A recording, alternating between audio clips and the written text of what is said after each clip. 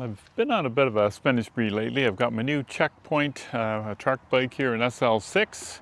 If you want to check out my first ride experience with that, wait to the end of the video. I'll have a link to it there. And I've also got this Thule bike rack, which we're going to talk about today. So after almost 10 years of my old trusty Swagman bike rack that's all gray and rusty, you can see some pictures of it here now. I've switched over to a little more of a premium product, the Thule bike rack. This is the XTR2.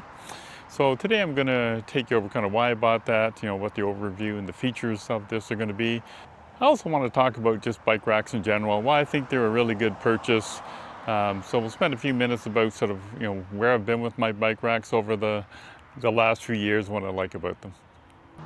Over the past 10 years, I've been quite a few places with that old Swagman rack, and down the east coast of Canada 2 or 3 times. Just some really nice rail trails and rides down there. I've been to Quebec and did the La Petite du Noir trail there, which is absolutely amazing. All over Ontario, and I've also even went down to Maryland and Pennsylvania to do a couple of rides there a few years ago. So I'm looking forward to putting this rack through its paces over the next few years. So in general, this is a premium bike rack, so it's a contactless one, which means it doesn't touch the frame. So cheaper bike racks typically will, clamp on the frame, which you don't want to do with an expensive carbon bike or any expensive bike. So this clamps down here, so there's, you can move it up and down here to clamp it down securely, and then it connects here as well in the back tire. So this will fit up to 2 bikes, 50 pounds each, so it is e-bike compatible. So even though you can see I have a good sized SUV, and I could, take the front tire off and fit the bike in the back, and I have done that in the past, but quite honestly, when I've done it once with my partner's bike and mine at the time, I ended up breaking a spoke doing it, so it just gets messy, a little bit convoluted. You make the investment if you're fairly serious cyclist or have a really good quality bike. You want to get a decent bike rack. So the bike rack itself was around $1,000, but then of course you'll need a hitch. So I get that. I think they can range, depending on your vehicle, probably $300 and up to get one of those installed. So for me, it's a good investment because I do cycle a fair bit, and I travel a fair bit. If you follow my channel, I really like to seek out new bike rides, new rail trails in particular.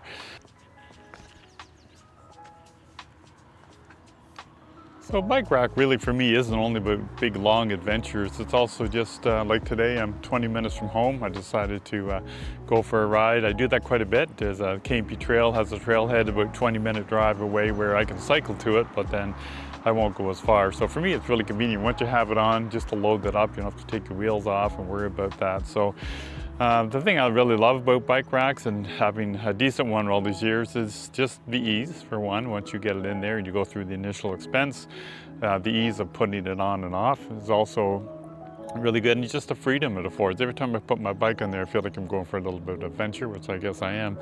It's also good when I have a buddy or a friend or whatever, you can throw their bike on there. It makes it really nice to do that as well. And again, for long hauls, there's really no way of, if you're loading up your SUV with luggage and everything else, you can just throw the bikes in the back and they're out of the way. So I did look at a few different types of bike racks. The Kuat is a fairly premium, nice looking one. The Rocky Mountain, Yakima, and of course I'm familiar with Swagman. The reason I chose this one is I wanted to get a really good quality one. I like the looks of it. It's really quite robust looking as well. It also has a set of wheels you can see right here, which is really really cool because I live in a building where I have underground parking.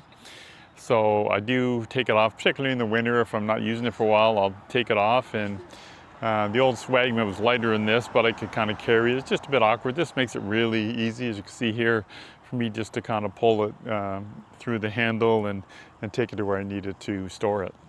So let's talk about security of the bike. My old Swagman rack was quite a bit thinner, the rails, so I'd be able to put this around here and then attach this around the frame of the bike.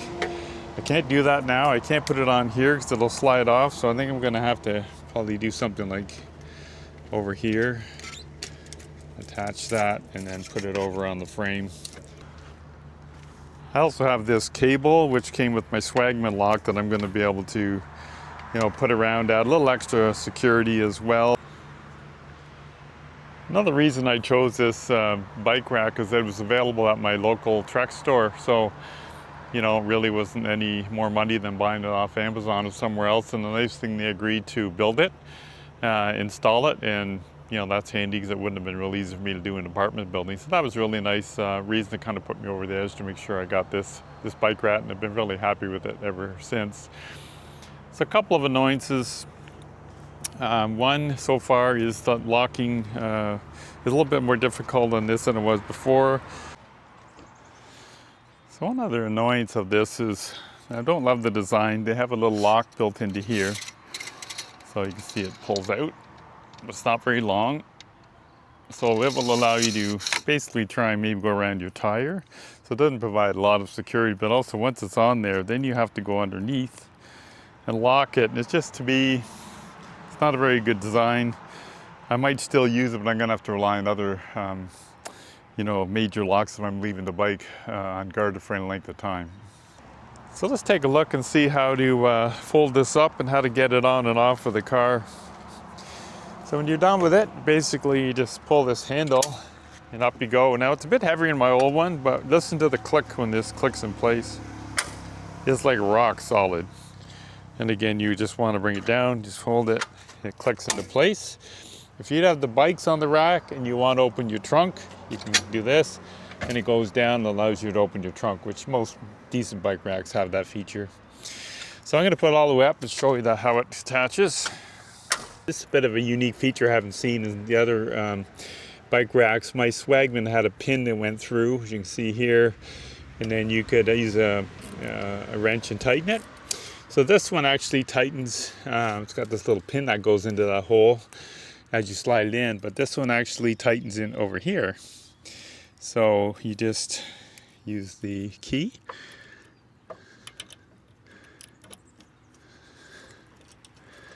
Go in and unlock it, and then you'll this is how you loosen it and how you tighten it.